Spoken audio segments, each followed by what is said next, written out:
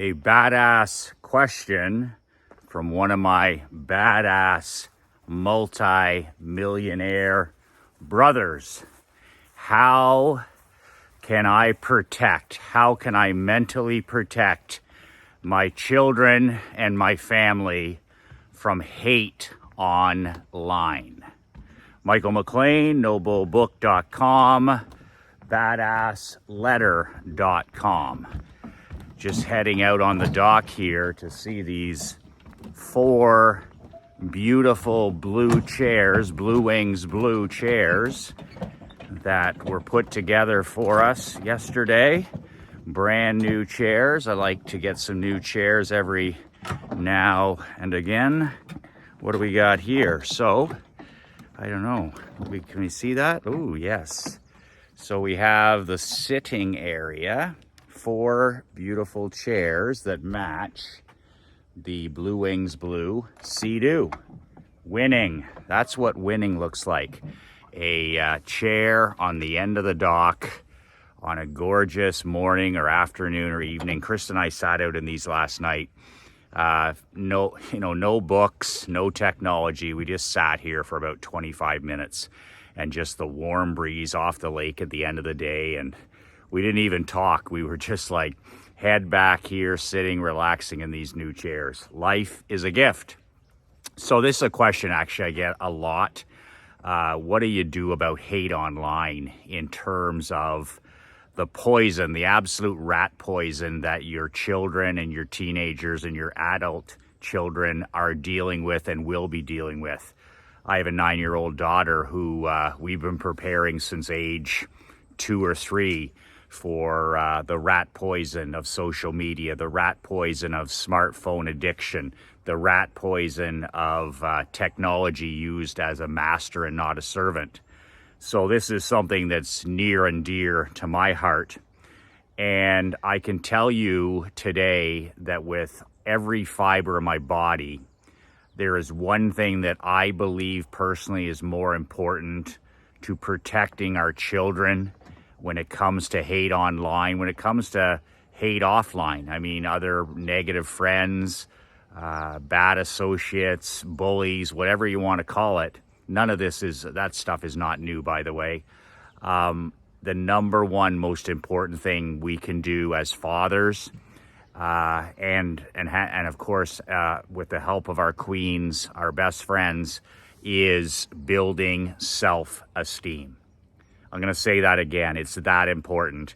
There's nothing more important for you to instill in your daughter or son, no matter what age they are, than to constantly and relentlessly build their self-esteem.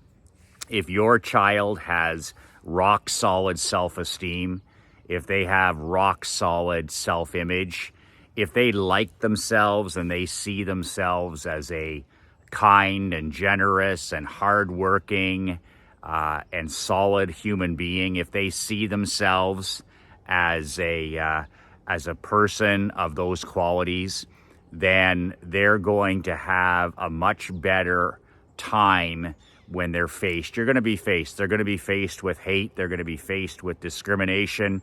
They're going to be faced with bullying, all this kind of stuff that we grew up with. It's not going to change. But what you can do as the king of your world is constantly build your son or daughter or grandkids' self-esteem. There is nothing more important. Now, here's the part of the story that no other, pretend guru or ivory tower academic or life coach is going to tell you. There's only one way to build self-esteem, and that's to build your child, to break a child down, to break a teenager down, to break an athlete down, to break yourself down, and you build them back up. Sometimes this takes 10 seconds, sometimes it takes 30 seconds, sometimes it takes 5 minutes. But the reality is self-esteem is only built one way. And it's not built the life coach way. It's not built with pats on the back. It's not built with undeserved gifts. It's not built with money or things. It's not built with teachers or other coaches. It's built by your children at a young age being challenged. Challenged is a great word. Challenged to do something they aren't certain they can do. Being challenged to do something they don't believe they can do. And then when they do it, they say to themselves, wow, I didn't think I could do that, and I did it. That's the only way to build self-image and self-esteem. To challenge our children in a positive manner where they become better, where they push themselves outside of their comfort zone. If they're not pushed out of their comfort zone, if they don't experience losing, if they don't experience failure, then they're not going to have the self-esteem that's going to protect them against negative people, hate, online, social media, cell phone addiction, and all these other poisons, rat poisons in our world. So this is the big issue today in today's world of cupcake parents. And, you know, cupcake parents, they raise snowflake children.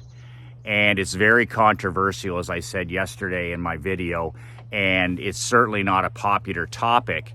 But I've always believed that accountability is a great way of building self-esteem, challenging, and just making your children, you know, pushing them out of that comfort zone. If they never ever get their ass kicked, if they're never put in environments where they get their ass kicked in competition, how can they ever grow and build self-esteem? My daughter Emery, like a great example is when she went into the horse riding competition, the equestrian competition in Naples, Florida. And instead of putting her in the age 7 to 9 group, we said, okay, we're in Florida for this first time. Let's put her in the 10 to 12, and she's only 9 years old. So we put her in the equestrian group where she was a year younger than the youngest person, and she was competing against kids that were 3 and 4 years older than her.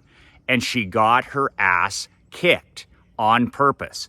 We put her in an environment where we could test and see, okay, what level of skill does she have? We know that she's going to experience adversity and failure, and let her deal with it and overcome. And she did. Even as the 2-day event went on, we could see her improving. We could see her growing. We could see her toughening up. We could see her becoming more mentally tough. And it was a very, very positive experience at the end, putting her in an environment where she's going to lose, where she's going to face failure and adversity, and letting her handle it and deal with it.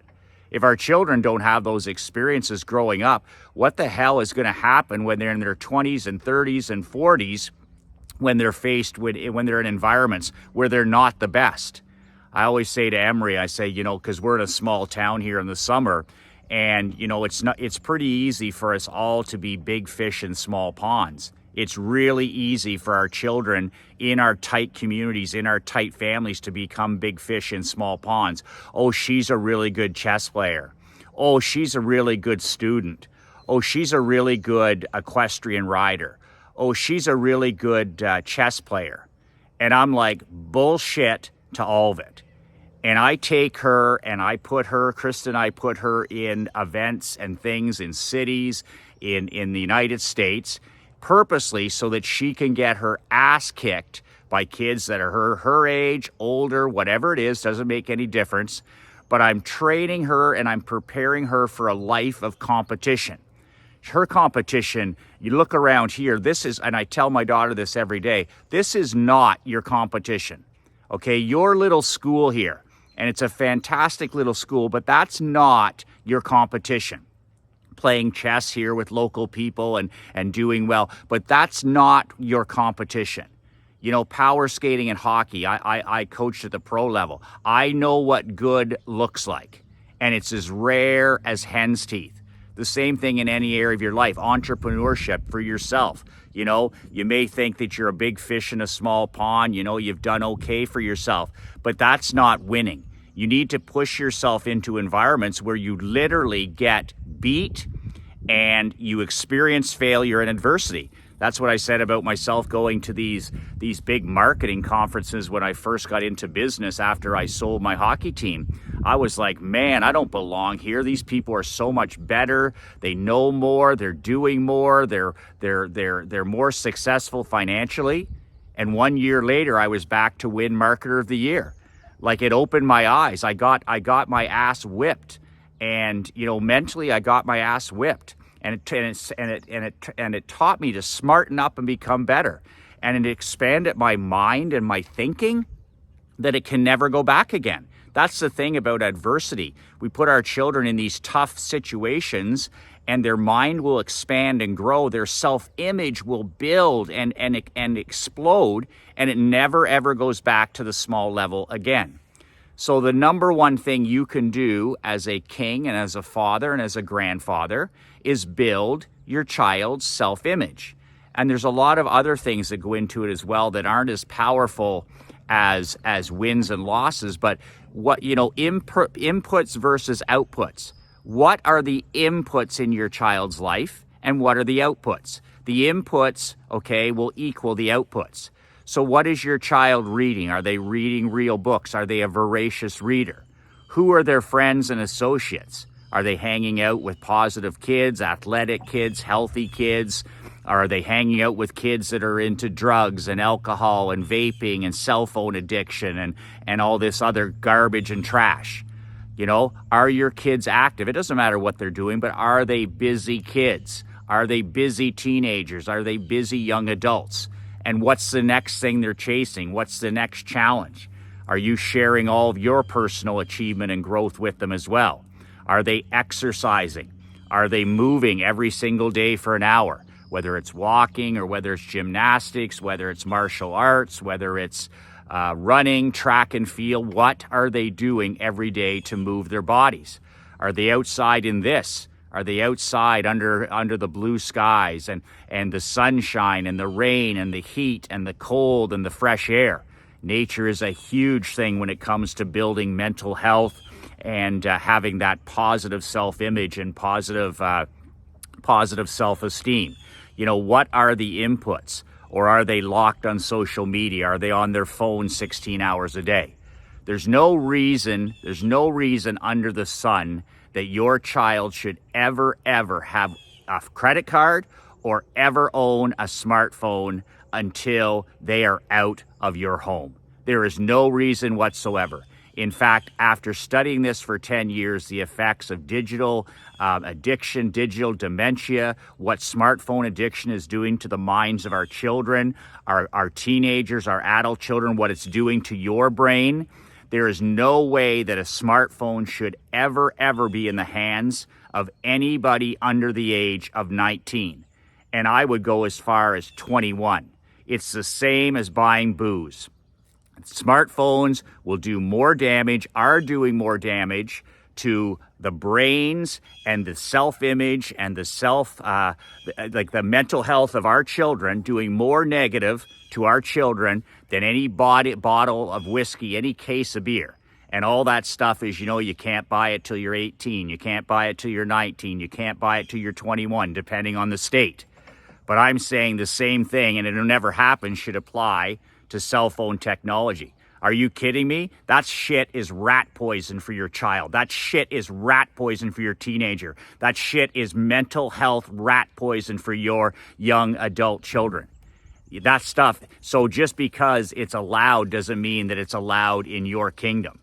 And we've worked on this forever with Emery at the 9 years old. Now her friends who are 9 and 10 at 10 years old starting to have a cell phone.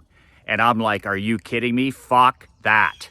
That ain't going to happen. You're going to have to make sure I'm buried and dead before that happens. And I'm going to push this as far as I can as a leader in this family. Krista and I are joined at the hip on this one. We are going to push this as far as, I don't give a shit what her friends are doing, okay? Because that's not her real competition. Okay, her real competition in this world is going to come from the Chinese. It's going to come from the Indians. It's going to come from artificial intelligence. It's going to come from bots. It's going to come from all these incredible things that are going to be competitors. So look around and say, you know, that's not, the 99% isn't your competition. It's not your child's competition either. The competition that's coming and is already here is the 0.1001%er. That's the competition. That's my competition. That's your competition. Not the 99% tomato cans, not the average and the ordinary. But we need to be teaching that to our parents. The people who are dispensing hate online, that's not your competition. That's not something that should be inputted into your life. People that are allowing their children to have cell phones at age 8 and 10 and 9, that's not your competition. We need to model the competition of the top 0.001% children. You know, those children are doing math every day. They're playing chess every day. They're doing athletics every day. They're meditating every day. They're listening to classical music every day. They're doing cursive writing every day. They're competing every single day. They're not carrying a cell phone and worrying about hate from somebody they don't know. So we have to really, as leaders, say to ourselves, okay, we need to defend ourselves by building the self-esteem of our child. It's most important. Self-esteem. Build it. Challenge your kids. Challenge yourself. Demand. And then you see that your children go, wow, I'm doing things that I didn't even think I could do. And of course, that's how you build the self-image and the self-esteem. But on top of that, what are the inputs? What are the inputs? Does your son and daughter, are they aware of their real competition? Are they aware of the real competition that they're going to face in the world? They're not going to be competing with the local people that they're around now in the class. They're not going to be competing with those athletes. If they want to take it to the next level, if your children want to build their own badass world, well, they're going to be competing with the best of the best of the best. And have you done your job preparing them for that? That's it for today. Talk about competing with the very best. Talk about building self-esteem. Talk about, competing with the very best and pushing yourself out of your comfort zone so that you can grow. I have my brand new 5-star Champions Mastermind coming up this fall in September. And if you're serious about building a life you never have to escape from, then you need to be part of this. There's only 15 spots. Half of them are gone. You can apply at badasschampion.com. I priced this at $50,000 to get rid of the pretenders, get rid of the excuse makers, get rid of the poodles and the snowflakes and the cupcakes. I want iron sharpens iron, man. Iron sharpens iron. I want to be in there with the best of the best businessmen, the best husbands, the best fathers, guys that want to get that 1%, that 0.001% better. I don't want to be in there with people that I hang out most of the time. I want to be in there. I want to be in there with my competition. I want to be in there with cleaners and closers and rainmakers and forcing myself to become better in all the areas of my life. You can do that. You can apply. It's 5 questions at badasschampion.com. You and I will get on the phone. We'll decide whether I'm a good coach for you. Probably I'm not. We'll decide whether you're a good fit. Maybe you are, maybe you're not. But it's win-win. There's no salespeople, and it's just you and I on the phone if you apply. And you're either one of the 15 come September for the year-long mastermind, or you're not. I'm going to go do 2 massive live events behind closed doors, just the 15 of us in Naples, Florida. And I do weekly trainings. I'm going to be in your ear. I'm going to be holding you accountable for 50 weeks this coming year. So if that's your cup of whiskey, apply at badasschampion.com. Do what I do. Make sure you hug your wife and your children before the sun sets. The most important people in our life are staring right back at us. They're under our own roof. And whether you leave them a Post-it note in the bathroom or stick something in your kid's lunch or a book or a note or a text or an email, but most importantly, look them in the eye every day and tell them how much they mean to you. Nothing is more important being a badass millionaire and building your badass world and kingdom. That's it. 2 words that change my life. 2 words that'll change your life. Be relentless.